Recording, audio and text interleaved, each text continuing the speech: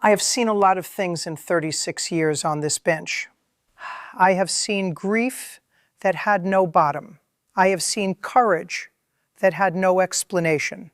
I have seen people at their worst and at their most beautiful, sometimes in the same 5 minutes. But I have never, not once in all those years, wanted to step down from this bench, walk across a courtroom, and demand that someone look me in the eyes and explain themselves. Until the morning Claudia Hargrove walked through my door. If you believe that no amount of wealth or status should ever place a person above the law, I want you to subscribe to this channel right now, because what happened in my courtroom that day is a story about what justice is truly for. Let me take you back to where this began. It was a Wednesday in late July, the kind of day that sits heavy on you, heat coming up off the pavement, the city moving slow, everyone a little shorter on patience than usual. At 2:17 in the afternoon, an ambulance was making its way down Halcyon Avenue in Providence. The paramedic behind the wheel was a man named Gary Sutton, 18 years on the job. He has driven that route hundreds of times. In the back of that ambulance was a 9-year-old boy named Isaac Pemberton. Isaac had gone into diabetic ketoacidosis. His blood sugar had reached a level that causes the body to begin shutting down. He was unconscious. His breathing was labored. His mother, Denise, was in the back with him, holding his hand, talking to him, saying his name over and over, the way mothers do when they are terrified and trying to stay calm at the same time. Gary had his lights on, his sirens running full volume. He was moving as fast as traffic allowed, which was not fast enough. Every car on Halcyon Avenue pulled to the right, every single one. Drivers doing what the law requires, what decency requires, creating a lane so that boy could get to the hospital. Every car, except one. A silver Lexus LC500 sat in the right lane and did not move. Gary hit his horn, once, 5 times, 10 times. He could see the car clearly. He could see that there was room to pull forward, room to pull right, room to do something. The car simply sat there. He had no choice. He crossed the center line into oncoming traffic, cut around the Lexus, and barely avoided a collision with a pickup truck coming the other way. He made it to St. Raphael's Medical Center. They got Isaac stabilized. He survived. But those extra minutes, the time lost while Gary honked and waited and finally made a dangerous maneuver around a car that would not move, those minutes cost Isaac something he will carry for the rest of his life. The delay contributed to a period of prolonged oxygen deprivation to the brain. Isaac now has a seizure disorder. He takes medication every morning and every night. He cannot ride a bike. He cannot swim without supervision. There are things that 9-year-old boys do without thinking that Isaac Pemberton will have to think about carefully and carefully for the rest of his life. The driver of that silver Lexus was Claudia Hargrove, 49 years old, wife of a prominent developer whose name appears on 3 buildings in downtown Providence. She received a citation, failure to yield to an emergency vehicle. She did not pay it. She did not contest it. She ignored it, the way people who have always been able to ignore things tend to do, which is how the case came to me. The morning of the hearing, my courtroom was full. Word had gotten out. People had followed this story. They sat in every chair, lined the walls, stood near the back. News cameras were set up along the rear. The room had a kind of stillness that I've learned to recognize. It's the stillness of people who care deeply about what is about to happen. I entered, took my seat, looked out at the room. Claudia Hargrove was at the defense table. She was dressed in a pale gray suit, beautifully tailored. She wore a single strand of pearls. Her hair was perfect. She sat with her hands folded and her chin slightly raised, the posture of someone who has spent a long time being the most important person in any room she enters. Her attorney, a man named Jeffrey Crane, sat beside her. He had the smooth, practiced ease of someone who has gotten a lot of people out of a lot of things. Across from them sat the prosecutor, a young woman named Patricia Souza. She had a thick folder in front of her and the expression of someone who had stayed up very late preparing. And in the gallery, near the left side, sat Denise Peton. She was wearing a gray dress, simple. She held a small photograph in both hands, face down on her lap. She was alone. I noticed her the moment I sat down. I noticed the way she held that photograph. I noticed that she was not crying. She was past the kind of grief that cries. She was in the deeper kind, the kind that just lives in you. I called the case. Jeffrey Crane stood immediately. Your Honor, before we proceed, I'd like to address what I believe is an overreach in how this matter has been framed. My client received a traffic citation, a single traffic citation. The prosecution has chosen to turn this into something far larger, for reasons that I believe have more to do with public pressure than with the facts of the law. I looked at him. Mr. Crane, I'll determine what this matter is and isn't. Please sit down. He sat. Claudia Hargrove glanced at him briefly and then returned her gaze forward, unbothered, patient in the way that people are patient when they expect to win. Miss Hargrove, I said, you received a citation on July 22nd for failure to yield to an emergency vehicle on Halcyon Avenue. Is that correct? Yes, Your Honor. Her voice was smooth, controlled. And you did not pay the citation or appear at your original hearing date. That's correct. It was an oversight. My schedule is quite demanding. An oversight. I let that word sit in the air for a moment without responding to it. Miss Souza, I said, please call your first witness. Gary Sutton took the stand. He was a quiet man, solid, the kind of person who doesn't perform emotion but carries a great deal of it. He testified carefully, walking through everything he remembered about that afternoon. When you first activated your lights and siren, how far were you from St. Raphael's? Patricia asked. About 1.5 miles.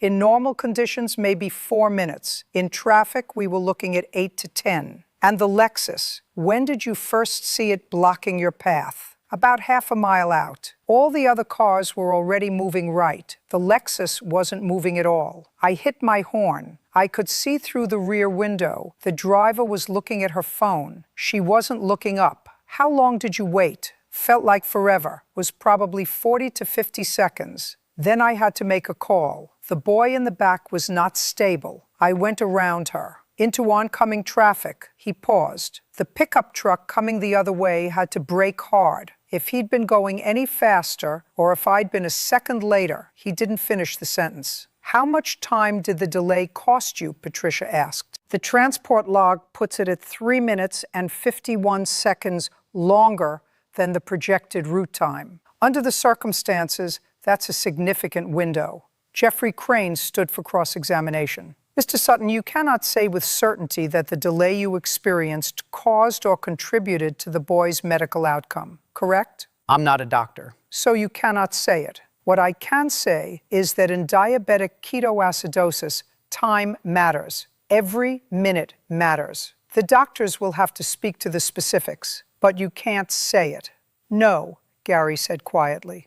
I can't say it with certainty. I just know what I saw in that ambulance, and I know what those minutes felt like. Crane sat down, satisfied. He had done what defense attorneys do, planted a seed of doubt, created space between cause and effect. But I've been doing this long enough to know that legal certainty and human truth are not always the same thing. The emergency physician from St. Raphael's took the stand next. Dr. Yolanda Marsh had been in emergency medicine for 22 years. She had a calm, precise way of speaking that made everything she said feel twice as serious. She described Isaac's condition on arrival. She explained what diabetic ketoacidosis does to the body when left untreated. She explained the mechanism of oxygen deprivation and its relationship to neurological damage. Can you speak to the significance of the transport delay in this case? Patricia asked.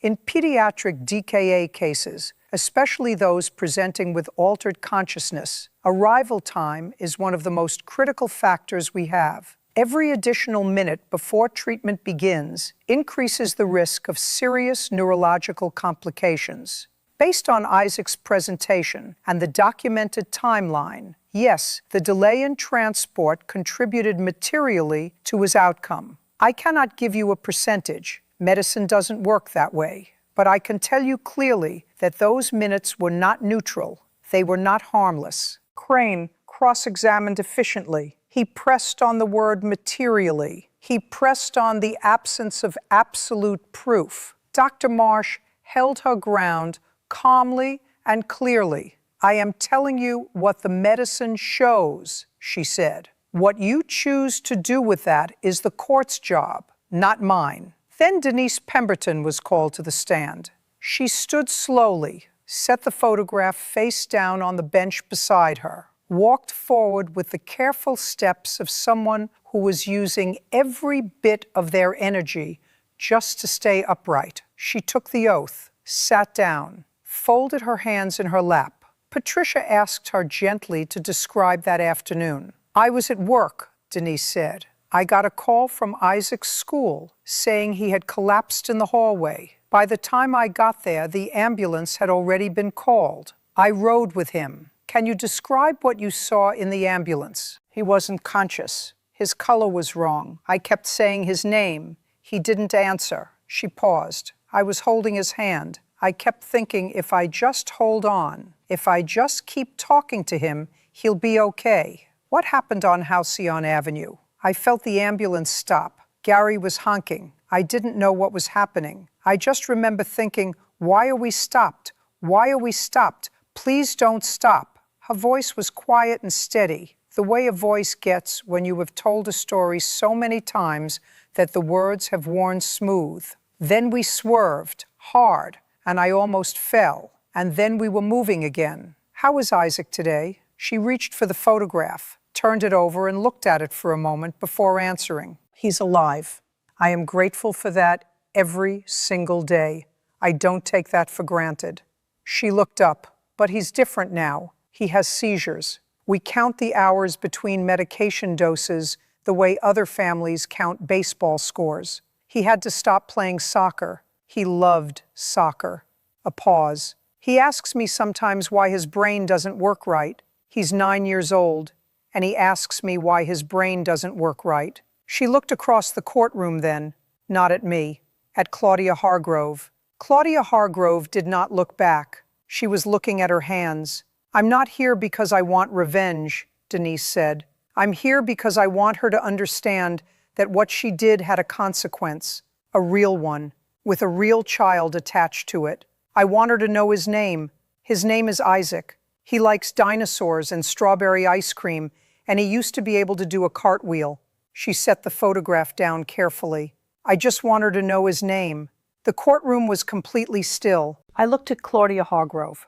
For the first time since she'd walked through that door, something had changed in her face. The composure was still there, mostly, but underneath it, something had shifted. Whether it was genuine feeling or just the awareness that everyone in the room was watching her, I couldn't tell yet. Jeffrey Crane put her on the stand. She testified that she had not heard the siren clearly at first due to her car's sound system, that by the time she realized what was happening, the ambulance had already maneuvered around her, that she had not understood the severity of the situation. Patricia stood for cross-examination. She was measured. She didn't go for drama. She just laid out the facts, one at a time, like stones. Ms. Hargrove, the traffic camera footage from Halcyon Avenue shows your vehicle stationary for 47 seconds, while the ambulance lights and sirens were active directly behind you. Can you explain what you were doing during those 47 seconds?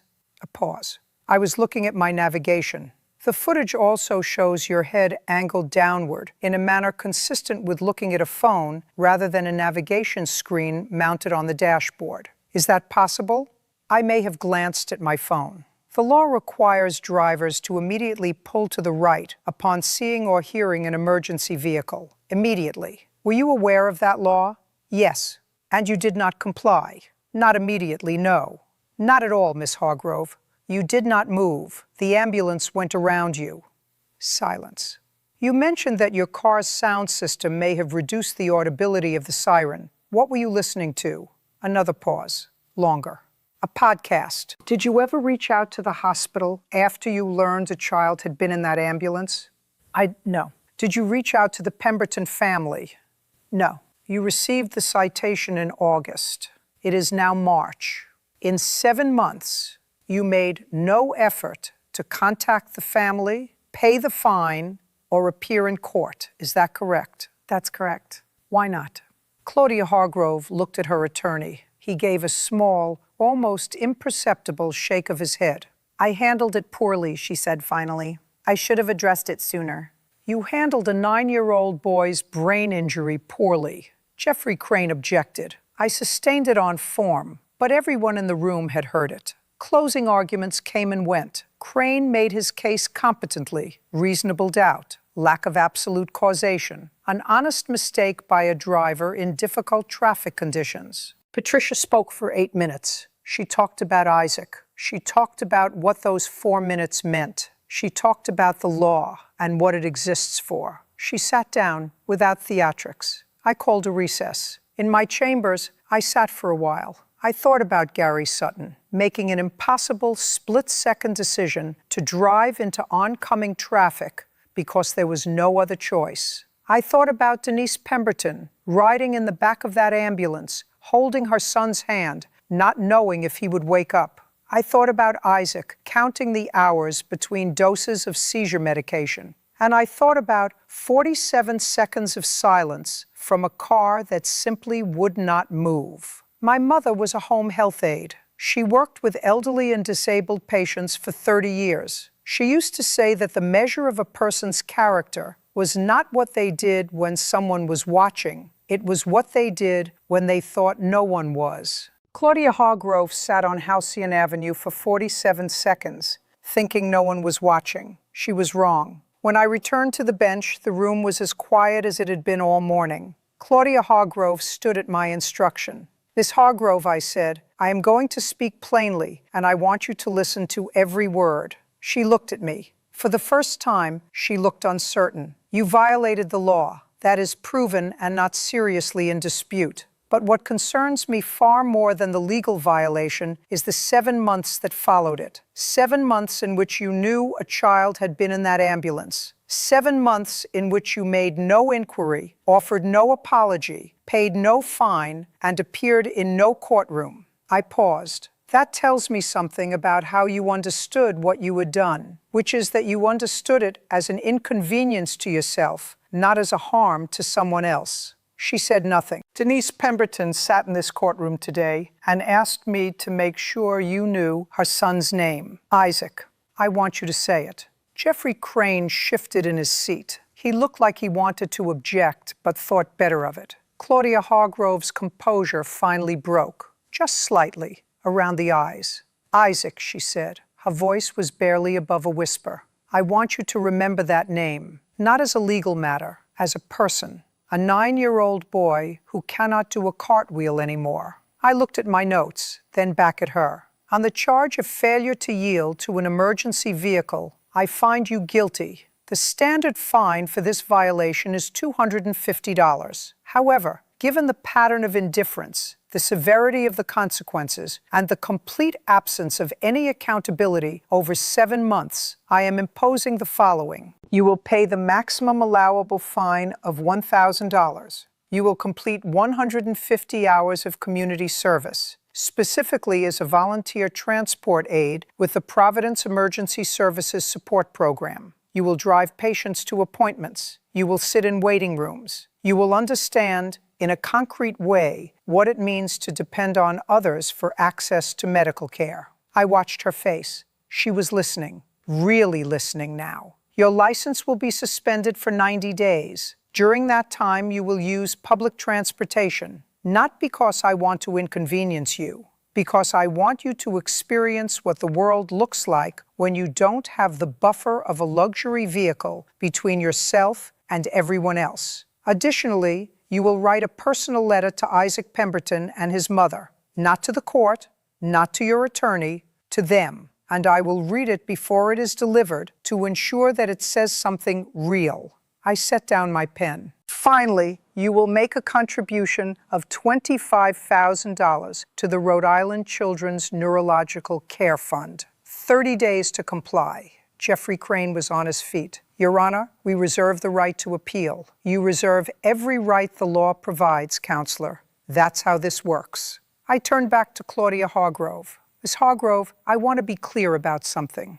This sentence is not designed to destroy you. It is designed to reach you. I don't know if it will. That part is up to you. But I'll tell you what I believe. I believe that most people, when they genuinely understand the weight of what they've done, are capable of changing. I've seen it happen in this courtroom more times than I can count. Transformation is possible, but it has to start with one thing: honesty with yourself about what those 47 seconds cost. Do you understand everything I've said? She had tears on her face now, real ones, the kind that come when the armor finally comes off. Yes, Your Honor. Then go and take Isaac's name with you. The letter arrived in my chambers 11 days later. It was handwritten, 3 pages. I read it carefully. She wrote about hearing Denise Pemberton say his name on the stand. She wrote about going home that night and sitting in her car in her own driveway for a long time, unable to go inside. She wrote that she had looked up Isaac's condition and read about it for hours. She wrote that she was sorry in a way she didn't know how to make adequate, and that she understood adequate might not be possible, but that she would spend the time she'd been given trying anyway. It was honest. It was not polished or performed. I forwarded it to Denise Pemberton with a note from my office. She called to acknowledge receipt. She didn't say much, just, "Thank you for making her write it." She wrote it herself, I said. I just required that she do it. A pause. "How's Isaac?" "He had a good week," Denise said, and I could hear, underneath the tiredness, something small and warm. "He found a book about dinosaurs at the library, and he's been carrying it everywhere." 8 months later, I received a brief update from the Emergency Services Support Program. Claudia Hargrove had completed her 150 hours. She had continued for an additional 30 beyond the requirement. The coordinator wrote that she had become one of their most reliable volunteers, that she learned patient names and remembered them, that she had organized a small fundraiser among her social circle that brought in additional resources for the program. I don't tell you this to give a tidy ending to a story that isn't entirely tidy. Isaac Pemberton still has a seizure disorder. He still takes medication twice a day. Some things that happened on Halcyon Avenue in July cannot be undone. But I tell you because I believe in the possibility of people, not in excusing what they've done, not in pretending consequences away, but in the possibility that when someone is finally truly held accountable, they sometimes choose to grow rather than simply suffer. That's not guaranteed, but when it happens, it matters. I thought a lot about those 47 seconds. 47 seconds is nothing in most contexts. It is the time it takes to pour a cup of coffee, to check a weather app, to answer a text message. But 47 seconds inside an ambulance, with a child losing consciousness in the back, while a driver leans on his horn and a mother says her son's name into the air, hoping he can still hear her. 47 seconds in that context is enormous. It contains a future. We make choices every day that we think don't matter because no one is watching, and the consequences seem distant or abstract. And most of the time we're right. Most of our small choices evaporate without trace, but sometimes they don't. Sometimes your 47 seconds are someone else's turning point, someone else's loss, someone else's before and after. The law exists to remind us that we are not islands, that our choices ripple outward, that the convenience we protect at someone else's expense is not actually free. My job every morning when I put on this robe is to hold that line, not harshly, not to prove a point or perform authority, but to say with whatever weight this bench carries, every person who walks through that door matters. The one standing before me and the one who wasn't there to speak for themselves. Isaac wasn't in my courtroom that day, But he was there. He was there in his mother's careful hands, in a photograph turned face down on a gallery bench, in 47 seconds on a traffic camera recording, and I did my best to make sure the room knew it. If this story stayed with you, pass it on to someone who needs to hear it today, and take care of each other out there. The smallest acts of decency, pulling over, slowing down, paying attention, those things have weight more than we know. God bless you.